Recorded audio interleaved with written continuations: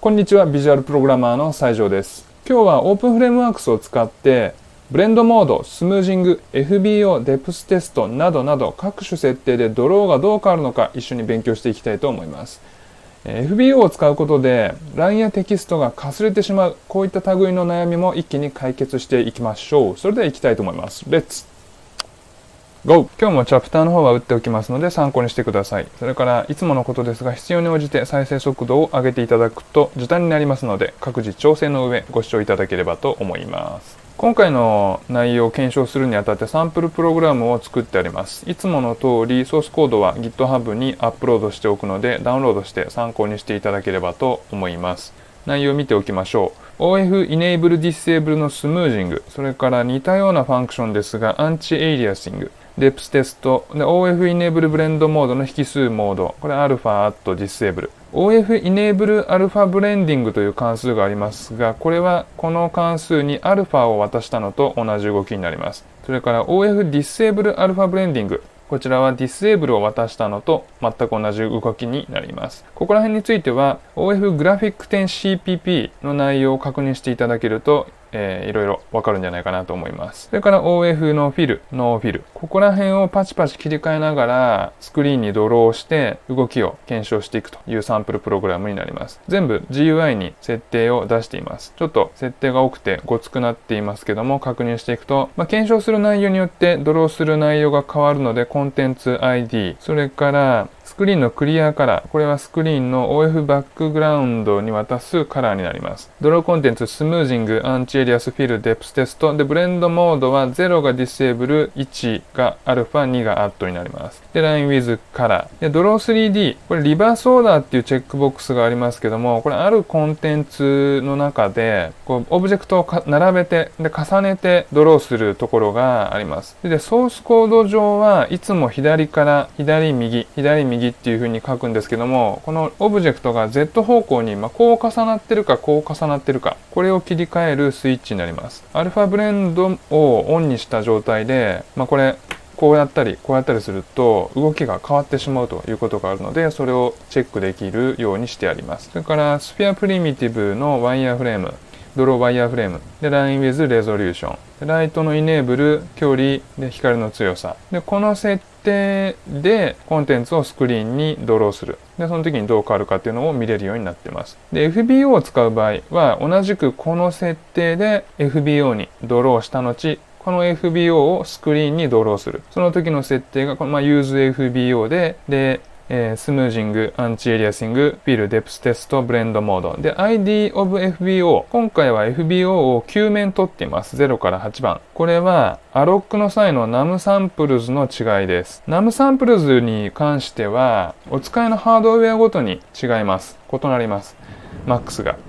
私の環境の場合は、8だったので0から8で9面取ってその違いをちょっと見れるようにしてあるということです。MAX サンプルズに関しては OFFBO の MAX サンプルズ、こちらの関数でそれぞれの環境における MAX サンプルズの値を取れるので参考にしてください。で、クリアカラー、FBO のクリアカラーという感じです。じゃあブレンドの基礎、これをドロートゥスクリーン、FBO を使わずに勉強していこうと思います。コンテンツ ID イコール0って言ってるのはサンプルプログラムを動かしていただくと、ここにコンテンツ ID が出てきます。これを0を使って動作確認していきながら説明を聞いていただければと思います。説明は主に紙の上でやっていきます。スクリーンがあります。まずブレンドモードイコールアルファの時の動きについて見ていきます。OF バックグラウンド、まず OF バックグラウンドですけども、000255、こちらのソースコードを書くことが多いと思いますが、こちらの動き大丈夫でしょうか？黒板消しでこのスクリーンをキュキュキュって消すようなイメージがあるかもしれませんが、動きはそういう感じじゃなくて、この色で一旦塗りつぶすという動きになります。なので、OF バックグラウンドの0000、こちらとこちらは違う動きになるので覚えておいてください。もちろん赤で消すこともできます。消すというか塗りつぶすこともできます。その上でモードイコールアルファの時はブレンドが、こんな式でブレンドされます。バリューイコール上に載っている値 V オンのアルファオンプラス 1- アルファオンの V と言っているのは下の値になります。バリューは RGBA です。A チャンネルもミックスされます。例を見ていこうと思います。OF バックグラウンドの000255で赤の薄い赤で円を描きます。そうすると各チャンネルこの式でミックスブレンドされてこういう値になります。で、注意してほしいのはここの色っていうのは何になるかっていうとこの色がドローされます。で、ドローされます。何を言ってるかというと、こういうことは起きないということです。12%00の255分の191で塗られるわけじゃなくて、もうこれは無視する。計算結果のアルファというのは、ドローの時に、ドロートゥスクリーンの場合においては、このアルファっていうのは、ドローの時には使われません。捨てられるというか、ピクセル値としてはもちろん持ってるんですけども、ドローには反映されない。これミックス、アルファブレンドは、この式見ていただくと分かる通り、この値とこの値をこのアルファでブレンドしてここに来る。こことここをこのアルファでブレンドしてここに来る。ブレンドしてここに来る。で、アルファチャンネルについてもこれとこれをこの値でブレンドしてここに来るということになるんですけども、その段階で1回アルファがかかってます。で、ここで2回かかるようなことはしないということです。計算結果であるとこのアルファはこの色には関係ないというところ注意しておいてください。それでさらに薄いグリーンでサークルを描きます。そうすると再びこの式によって641200159という値になります。で、これも同様にここの重なっている部分の色というのはこの色です。この計算結果の159は色には反映されません。ピクセル値としては持ってるんですけども、色には反映されないので注意してください。それでこの計算をする上で、この191、このアルファの値がここに影響を及ぼしているかのような錯覚に陥りますが、それもこの値は関係ありません。これ式見ていただければわかる通り、アルファはオンする方、上に来る方のアルファしかブレンドには使われないと。だから、この値とこの値をこのアルファでブレンドしてこの値になる。ここをこれでブレンドしてこうなる。こうなる。で、これとこれを再びこれでブレンドしてこうなるんですけども、ここは使われない。つまりこれは、この最終結果のカラーに影響を及ぼしていないという点も注意です。で、一応、この重なってない部分、ここの色については、元が000255で、グリーンの薄いのが重なって、こういう色になると。で、ここは有効で、色には関係ありませんという動きになります。こちらアルファの動きで、アットの動きも見ておきましょう。バリューは V オンのアルファオンプラス V 乗ってくるという感じです。で、リミット255を超えた時は255で切られるという動きになります。当然。バックグラウンド000255に赤いサークル、薄いサークルを足されると 12%00 の255薄く乗ってくる。アルファの時と最初にこう乗せた時は最初に出てくる色としては同じということになります。で、ピクセル値としてアルファが違いますけども、これは最初のカラーとしては色に関係ないので同じ色が最初出るということになります。それでもう一個薄いグリーンを重ねた時にこの重なってるところはこれに0255 01ニッパーが加算されて、こういう色になる。最初の赤を塗っただけの時は同じ色でしたけども、こう色が重なってくると、アルファの時はこうだったけど、より明るくなっている感じがわかると思います。それで、この後から書いたグリーンの重なってない部分、ここについては、000255に025501ニッパーが加算されて、こういうピクセル値になっています。で、ここが色に反映されていると。こういう動き、これがブレンドの基礎になります。それでこのブレンドモードについてアルファについてちょっと注目していただきたいんですけども、この色とこの色をブレンドするのに、このアルファを使います。いいですよね。で、この色とこの色をブレンドするのにこのアルファを使います。RGB チャンネルについては非常に分かりやすくコントロールできているかと思うんですけども、これとこれをブレンドするのにこれを使ってんのに、自分チャンネルにもこれが適用されてしまう。これとこれを自分自身でブレンドしてここになっている。RGB は非常に上手にコントロールできているんですけども、アルファチャンネル、これ自分自身にもかかってしまうことで、アルファチャンネルって非常にコントロールが難しくなっているというか、実質無理になっているということが言えます。コントロールできていないアルファチャンネルについて。コントロールできていないんですけども、計算結果であるとこのアルファチャンネルは色に関係ないので、問題ありませんでした。これがドロートゥースクリーンの場合の動きになります。なんですけども、このアルファをドローに使ってしまうケースっていうのがあるんです。コントロールできていないにもかかわらず、これがドローの結果に影響を及ぼしてしまうことがある。それが次の話になります。それはFBO を使った場合なんですね。アルファブレンドと FBO、コンテンツ ID は1番になります。計算結果のアルファが最終的にドローされる色に影響する場合です。FBO があります。FBO の OF バックグラウンドに0000。それで円を、モードイコールアルファで薄い赤 2550012% でドローする。そうすると今 FBO というメモリー上にはここが 12%0064 というピクセル値で保存されるわけです。でこれドロートゥスクリーンの場合は、この色がスクリーンに出てきました。ただ FBO の場合というのはこれをもう一回これをスクリーンにペロッと貼り付けないといけない。でそれを例えばモードイコールアルファでドローしたとします。そうするとここがどういう色になるでしょうか。スクリーンの OF バックグラウンド000255にしたとしてこの値が乗っかってくるわけですね。そうすると計算結果こんな薄い3200207、ここは使われないんですけどこれが色として出てくるということになります。 FBO の時にアルファブレンドされてこのアルファコントロールできていないこのアルファが今度 V オンに乗ってきてしまう。なのでコントロールできていないアルファ非常にちっちゃくなっているこのアルファを使ってこれをブレンドするからこういう色になってしまう。これが FBO を使った場合のアルファブレンドが2回かかってしまうという現象になります。ちょっとさらっと見てみますけどもコンテンツ ID1 にしてもらってコンテンツフィルにして今こういう色にこれクリックするとカーソルを置いてくることができてここの場所の値がこのコンソール上に出ているんですけども FBO にするともう見えないぐらい3200207こういう値になってしまうということです。なので、当然どうすればいいかっていうと答えはあまりそんな面白いことじゃないんですけど FBO をドローするときにこのブレンドモードを0にしてあげる、つまりディセーブルにしてあげるといいというかしてあげないとダメということになります。このモードをアルファにしてしまうとここで一旦 FBO に書くときにアルファブレンドがかかってこのアルファを使ってもう一回ブレンドしてしまうのでこれアルファじゃなくてディセーブルにしてあげないといけないと、こういうすごい薄くなってしまうということになります。ディセーブルにすればブレンディングがなされないのでこの色がそのまま乗っかってくるということになります。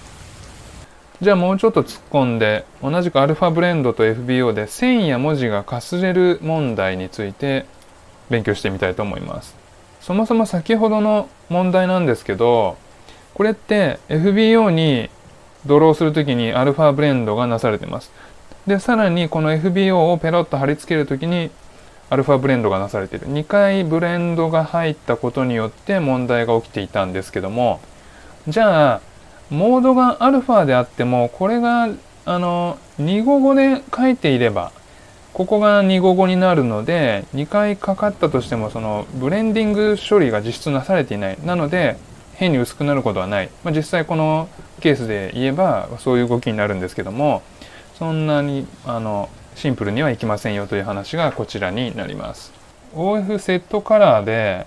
真っ白255255のでアルファも255にした上で、線や文字をちょっと書いていこうと思います。FBO があります。で FBO のこの下半分に文字 ABCD といった文字であったりこの斜め線がたくさん入ったこういう図形をドローします。下半分にドローする。それでこの斜め線が多かったりするのでスムージングかけます。スムージングかけてモードイコールアルファで下半分にドローする。で同じ絵を上半分にこれイラストレーターとかで作ってあげてなのでこういう板みたいな絵になってると思うんですけどもこれを FBO に貼り付けてあげる。ここテキストであったりラインが書いてあるんですけどもここのピクセルは抜いてあげたいのでモードイコールアルファです。この時に FBO 上のメモリーってどうなってるかというと何もドローしてないところは、FBO の OF バックグラウンドを0000でやっていればこうです。でドローしているところについても OF セットカラーで255、255、255で255でドローしているので、全部255。アルファチャンネルが255なので、ブレンドされてないというか、した結果、この書いたもので完全にドローされている状態になります。なので、この FBO 上に α イコール128とか、そういう間の値がない。これで、間の値がないので、これを useFBO してモードイコール α でスクリーンにドローすると問題がないんじゃないかと思うんですけども、これやってみると何が起きるかというと、先ほどのようにすごい薄くなっちゃうんじゃなくて、エッジが汚くなってしまいます。かすれる。こうなってしまうんです。アルファが128であったり、64とかとにかく0と255以外の間の値が入ってないわけだから、問題ないんじゃないかと思われたんですけども、これ汚くなってしまう。エッジが汚くなってしまうんです。これなんでかというと、これ悪さというか、影響してるのは、このスムーズなんですね。で、こちらのドローした、プログラムからドローした内容については OF Enable スムージングによってスムーズがかかっているし、イラストレーターから出力したこのイメージについては、このスムージングではなくて、イラストレーターから出された時点で、バイピクセルでメモリーがもうあるんですけども、Already Smooth、すでにスムージングがかかっている。プログラムで書いたこの OF Enable スムージングによってスムージングがかかっているのとは違うんですけども、イメージのデータの状態ですでにスムージングがかかっているわけです。こちらもとにかくスムージングがかかっている。これが悪さをしてしまっています。何かというと、スムージングってどんなことしてるかなんですが、斜め線をこう書いたとします。で、これ今、紙に鉛筆で書いたので、当然、これ超アナログな世界なので、問題なく綺麗な斜め線が書かれています。ところが、コンピューター上でスクリーンに絵を描く、文字を書く、ドローするっていう時は、ご存知の通り、スクリーンっていうのはこのピクセルで構成されているわけです。で、これを埋めていくことによって、絵であったり、文字であったり、グラフィックであったりっていうのをドローしている。つまり、すごい細かく見ると、斜め線がガタガタしているわけですね。で、これにスムージングをかけないと、そのガタガタが目立ってきて、角度によって目立ってきてしまうんですけども、じゃあスムージング処理って何をしているのかというと、エッジ上にあるピクセルに、アルファコントロール、システムが自動でアルファコントロールしてアルファブレンドを行っているわけです。たとえカラーが255、255、255、255、つまりアルファブレンドでぼかすことがないはずであっても、スムージングを入れるとエッジ上のピクセルに対して自動でアルファを減らして255でセットしているにもかかわらず128とか64とかうまいこと減らしてあげてアルファブレンドを行うことによってぼかすことによって斜め線であったり、曲線であったりっていうのが綺麗に見える。これがスムージング処理なんです。アルファブレンドが入ってしまっているんです。入ってしまっているというか、それが、よく影響してスムーズに見えるわけですけども、とにかくアルファブレンドが入っている。ここ入れたつもりないのにということです。ということは、入れたつもりなくてもスムージングによってエッジ上はアルファのブレンドが入っているので、もう一回ここでかけるとエッジ上のピクセルがもう一回アルファかかって薄くなってかすれていってしまう。そういう動きになります。なので、これやはりディスエーブルしてあげないと綺麗にならないということになります。ちょっと見てみようと思いますけども、コンテンツ ID2 にしてもらって、ドローコンテンツのスムージングかけた状態で、綺麗に書かれています。これで FBO を通してスクリーンにドローすると、テキストが分かりやすいですけど、こっちがドローコンテンツでこっちがイメージなんですけど、両方ともこのエッジの部分がかすれていく。で、斜め線もここら辺とか見ていただくと、今スムーズになっているのがちょっとガタつく。FBO で FBO を貼り付けるときもブレンドモード1、つまりブレンドモードイコールアルファで動いてしまうと、エッジ部分のアルファが2回かかってかすれている。これだからディスエーブルにしてあげると当然綺麗になる。FBO にドローする、あるいは FBO にイメージを貼り付ける。その時だけアルファブレンドがかかっていて、その時にスムージング処理で綺麗になっている。それをスクリーンに貼り付けるときはアルファブレンドすることなくそのまま貼り付ける。こうしてあげないと綺麗にならないということになります。こういう動き。これで良かったですねってなりそうなんですけども、ちなみにここで FBO をスクリーンに貼り付ける時のスムージング、これを入れるとどうなるでしょうかというと、こうなるんですね。ブレンドモードディセーブルドの状態でスムージングを、この FBO をスクリーンに貼り付けるタイミングでこれをスムージング入れるとやはり汚くなってしまう。こちらですね。ブレンドモードイコールディセーブルドでスムージングオンにしたら汚くなってしまった。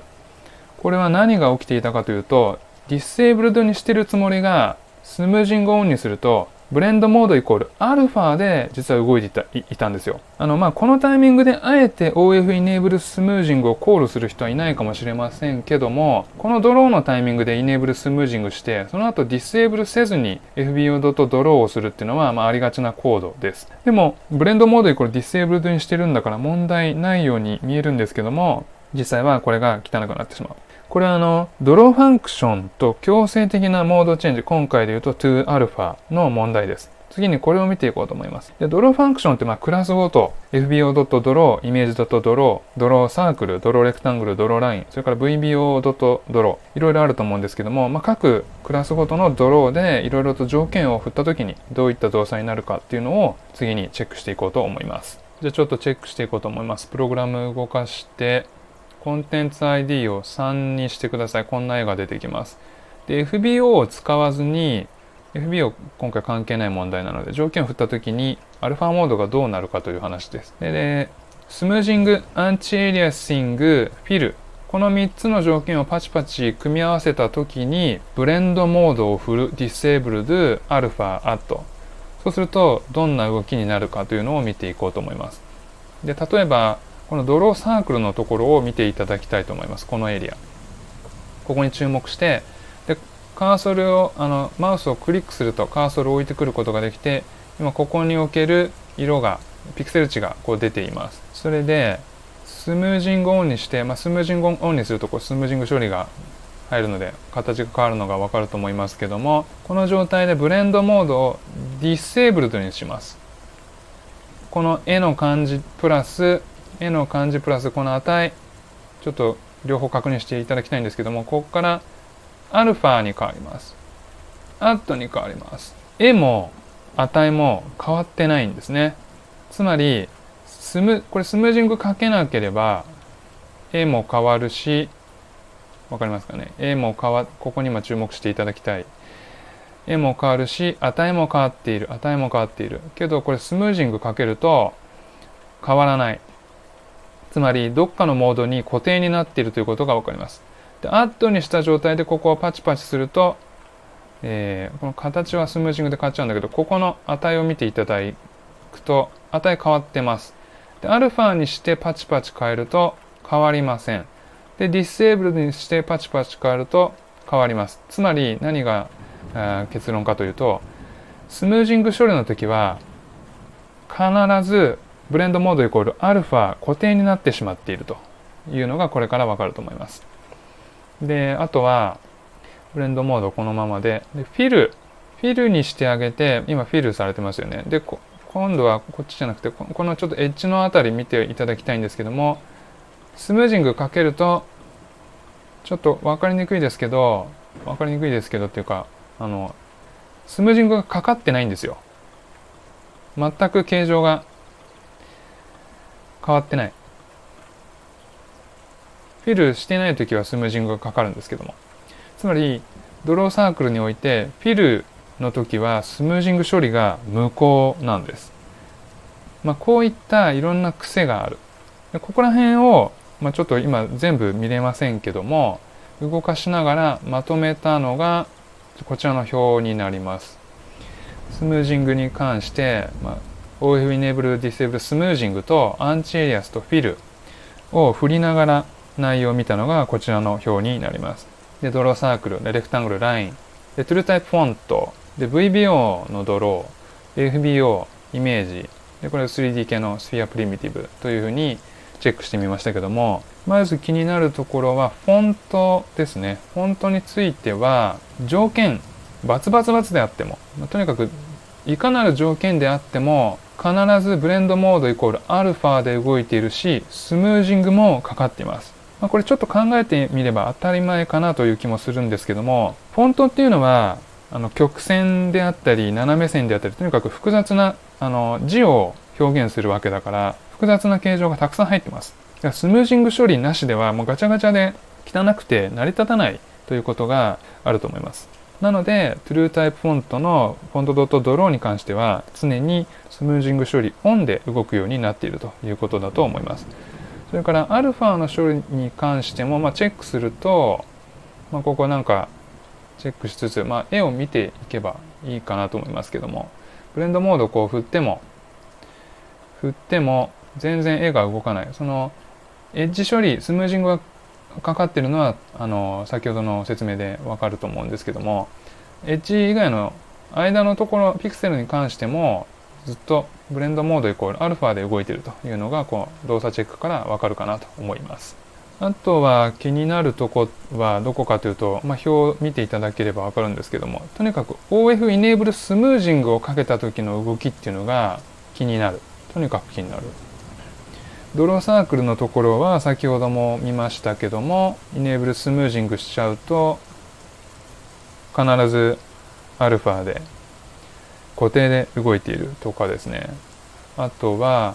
ここに注目していただけると VBO の GL クワッズであったりラインであったり、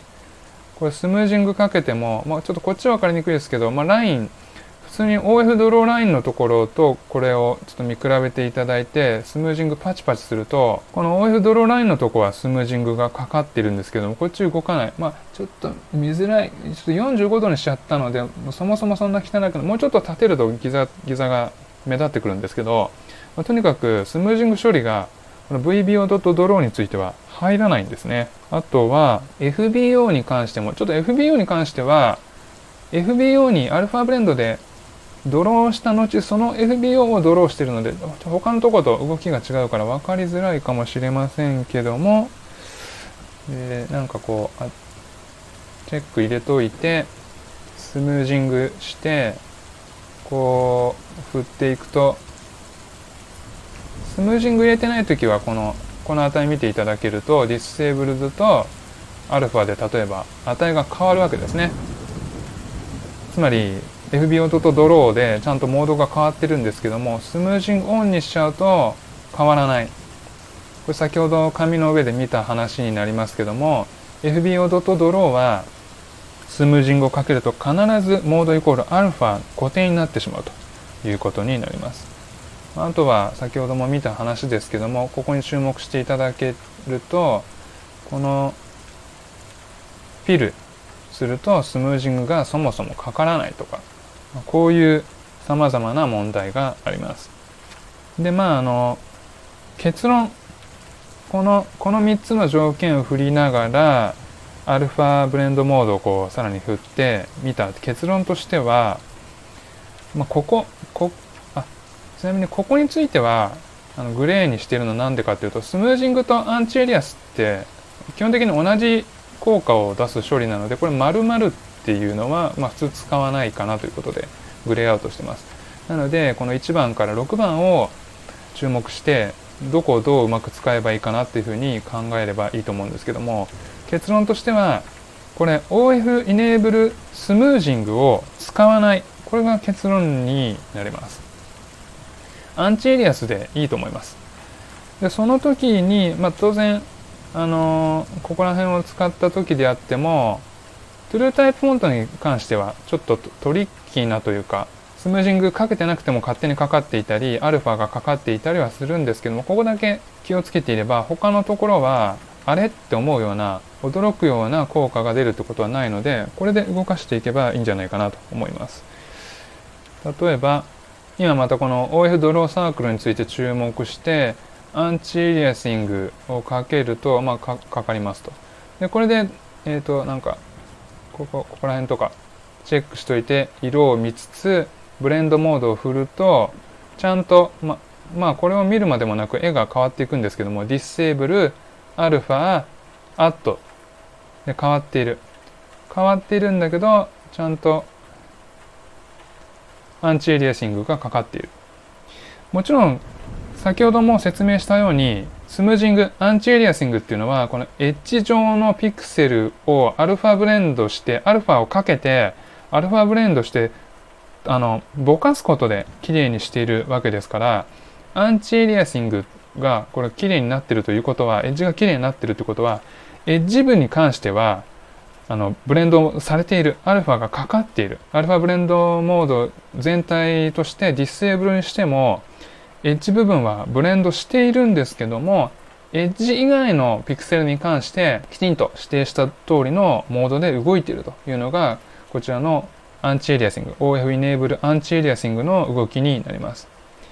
ユーザーっていうのはプログラマー、この関数を使うユーザー、プログラマーにとっては自然な動きなんじゃないかなと思います。ディスエーブルにした場合は全体としてディスエーブルなんだけど、エッジの部分に関してだけはちゃんとアンチエリアスの処理が入っていると。スムージングの場合は、そういう丁寧なことをしてくれてなくて、全体アルファかけてしまうという違いがあります。あとは、ポイントとしては、このフィルにしたときですね。フィルにしたときも、ちょっと分かりづらいかもしれませんけども、ここら辺注目していただけると、これパチパチすると微妙に動いてるんですね。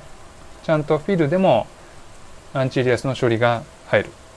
あとは、この VBO、こちらですね。スムージングの時は絵が変わらない。つまり、アンチエリアスのスムージング処理が入らなかったんですけども、アンチエリアシング、OF イネーブルアンチエリアシングの方は、ちゃんと VBO.draw に関してもスムージングアンチエリアスの処理が入ってます。で、FBO に関しても、ここら辺なんかチェックして、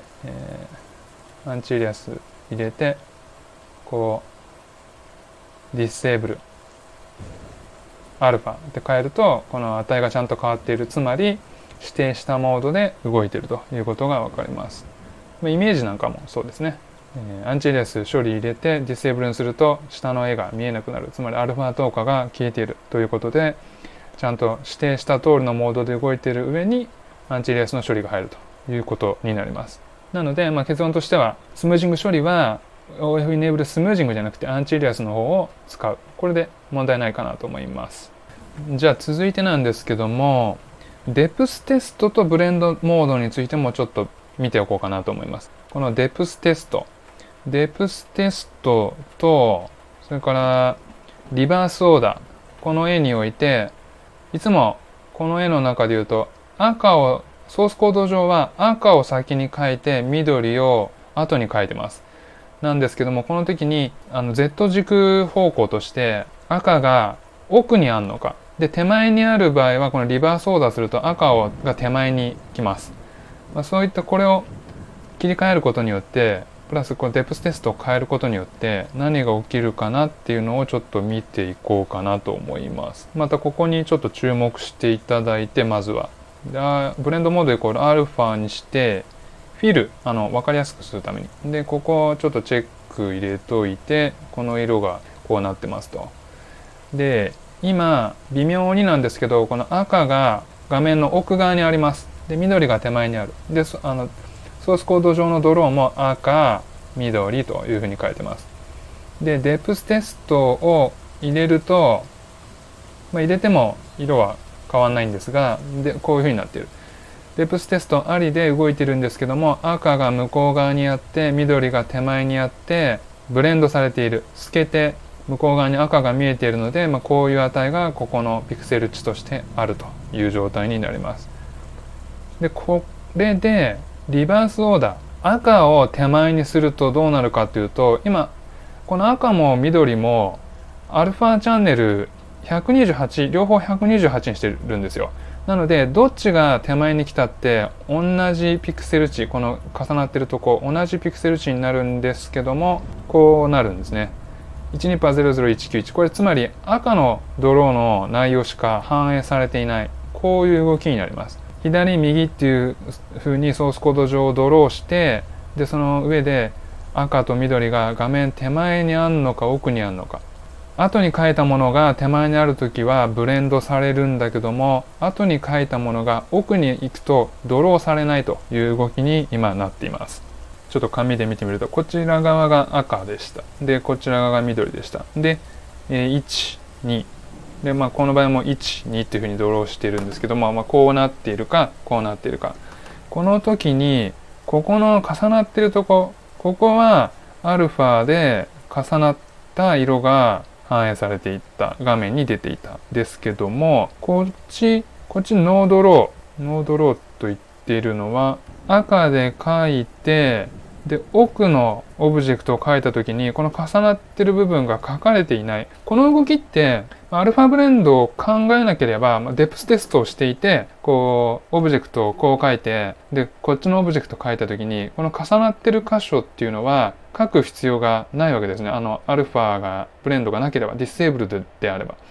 デプステストの動きっていうのはそもそもこう動くんですけども、アルファブレンドしていたらこうなった時に透けて見えてほしいですよね。なんだけどそうなっていないという動きになります。でこうなってこう書いた場合っていうのはこっち側が手前にあるので、この重なっている部分のピクセルもドローします。でこれドローするときはちゃんとアルファブレンドがなされているという、これはこっちとこっちで動きが変わってしまっている、アルファブレンドが有効になるのかノードローになるのか、動きが違ってしまっているというのがこちらの問題になります。つまりこのデプステストを入れてかつアルファブレンドをしたときにソースコード上のドロータイミングが結果に影響を及ぼしてしまっている。本当は 3D 的な前後関係だけで決まってほしい。でこう重なっててもちゃんとあっちが透けててほしいんですけども、そうなってないという動きになります。他こういうところを全部見ていただければ、この時は透けてるけど同じですよね。ラインでも同じ。この重なってる部分に注目していただけると、こっちの時透けてるんですね。透けてるんだけど逆にすると透けない。後から書いたドローの内容が奥側にある場合に見えないということになります。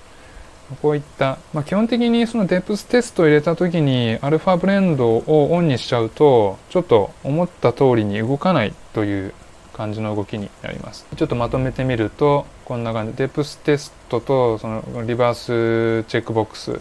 オンオフしてモードをディセーブルドアルファアットってやっていくと、デプステストなしの時はいわゆる 2D 的に動きますと、後からソースコード上後から書いたものが上に見える。これ 2D 的な動きになるんですけども、デプステストをそもそも入れるとフォントに関してはデプステスト入れた時点で表示がおかしい、四角が見えてしまうということですね。デプステストをオンオフするとこの四角が見えてしまうっていうところと、あとはデプステストもオンにした時っていうのは基本的にブレンドモードなしディセーブルドにしないとおかしい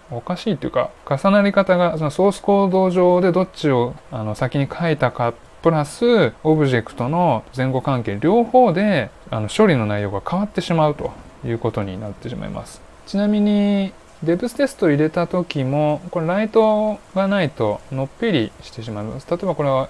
この中で 3D 的なオブジェクトってこれだけなんですけども、モードをディセーブルドにしてデプステストを入れてあげるとここの特に重なってるところが確かにこれ 3D オブジェクトが重なってるんだなっていう風な曲線が出てますけどのっぺりしてしまいます。これライトを入れてあげるとこういう陰影がちゃんと出て 3D オブジェクトらしくなってくるということになります。ただこれもですね、今この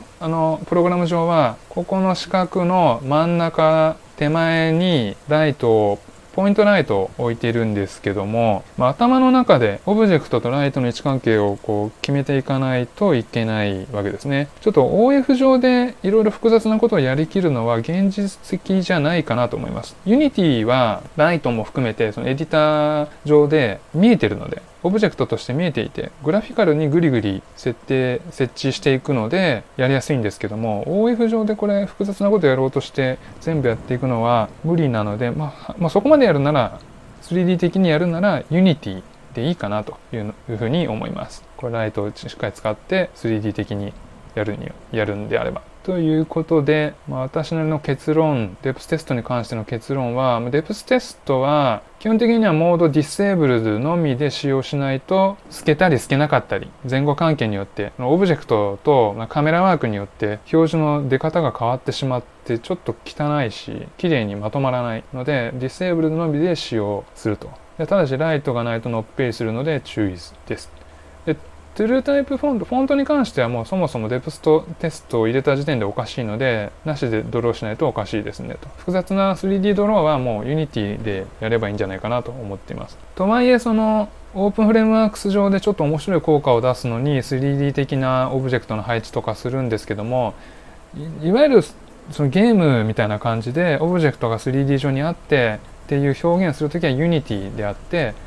で OF 上でそういうことをやろうとするのはなんですかね、幾何学的な感じとか不思議な感じを出すためだけにやるので、私のいつも設定はもうデプステストはなしでやってますね。でモードイコール add でやってます。でこうするとなんか前後関係にかかわらず重なったところが光的にこう重なって光っていく、加算されていく効果なので結構綺麗になる。でライトは当然オフで使ってます。デプステスト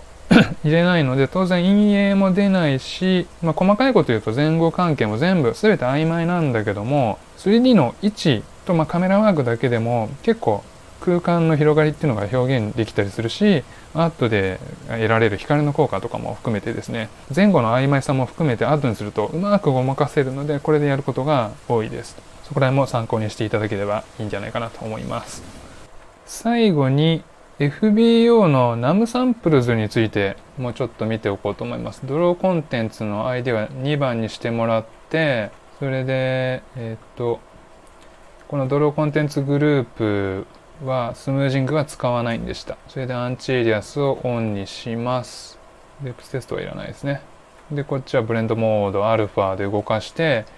これでドロートゥ FBO にして、これ2回エッジの部分かかっちゃっているのでディセーブルドにするとこうで、今上側がイメージ OF イメージをペロッと貼り付けている状態で、下側がフォントドットドローとドローラインでラインを描いている、そういった2つの絵が並んでいる状況になります。これで FBO の NUM サンプルズの違いがこの FBO の ID で決まった4ってことは、アロケートの時に NUM サンプルズイコール4でアロケートしたものになってるんですけども、これをぐーっと落としていくとここ分かりづらいんですけど、このドローした方のここら辺見ていただけますでしょうかね。ぎゅーっと落としていくとガクガクっと落ちていくんですね。ガクガクで、じゃあこっちどうかっていう風にまた見てほしいんですけど、ぎゅーってでも変わらないですね。変わらない。でフォントについては、これとこれっていうのは、文字とラインに見えますけど、バイピクセルでこうデータがあるイメージなので同じなんですね。なので当然これは変わらないんだけど、フォントドットドローの方も変わってないという状況になります。これ何かっていうと、アロケートの時に NUM サンプルズを上げるとドローした時にそれがスムーズにドローされるんですけど、このイメージの方っていうのは、シールですね。もうシールができていて、イメージとしてそれをペロッと貼ってるだけなので、そのスムージング処理が別にされてるわけじゃないから、この NUM サンプルズを上げてそのスムージング処理のレゾリューションが上がったところで関係ない。もうバイピクセルでスムージング処理はすでにイラストレーターから出力する段階でされているので変わらないということになります。それからフォントに関してもフォントの一つ一つってフォントごとに形が決まってるわけなので、これもシールのイメージです。なので、ドロー ID がこっちですね。ドロー ID が変わっても絵が変わらないということになります。で一方このドローラインについては鉛筆でシールを貼るんじゃなくて鉛筆でスーッと描いている処理になります。なのでスムージング処理をした時にこのエッジ部分のスムージング、アルファブレンディングのスムージングをダイナミックにその瞬間でかけているわけなんですけども、なのでこの NUM サンプルズが上がるとそのレゾリューションが上がっていく。これが落ちるとレゾリューションが落ちていくのでガタガタスムージングがいい解像度でされないのでガタガタしていく。こういうことになります。NUM サンプルズが効くとこと効かないところがあるということを覚えておいていただければいいんじゃないかなと思います。というところで今日話したい内容は以上ですね。ちょっと多かったですけど、まず最初にブレンドモードの基礎のところを勉強して、計算結果であるとこの α は画面上には反映されないっていう話であったり、で次に α ブレンドと FBO で二重に FBO を使った時に二重に α が効いてしまう問題